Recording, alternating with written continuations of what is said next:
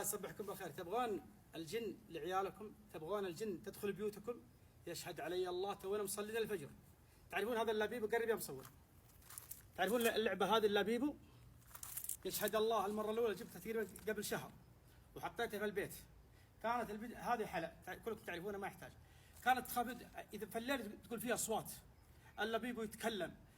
تخيل لها تخيلات ان هذا اللبيبو يتكلم. كذلك يقولون يتحرك من محل لمحل. البارح اختها الكبيره اللي تصور الان ساره تقول والله العظيم البارح ما نامت الليل كله، تقول الا في حركه في البيت الا اللبيبو يتحرك ويتكلم. طبعا يا اخوان بحث الذكاء الاصطناعي انه فعلا يطلع اصوات ويطلع اشياء تخوف الاطفال. نصيحه لكم جميعا، كل من يشاهد يتابعني، ابعدوا هذه اللعبه عنكم لكي لا تسببون الرعب لاطفالكم.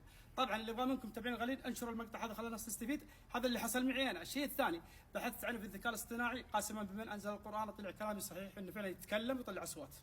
نصيحه لكم انشروا، ليش لا تضيعون اولادكم. واعطوني تعليقاتكم على المقطع هذا ولايكاتكم واضافه الحساب، وتحياتي لكم.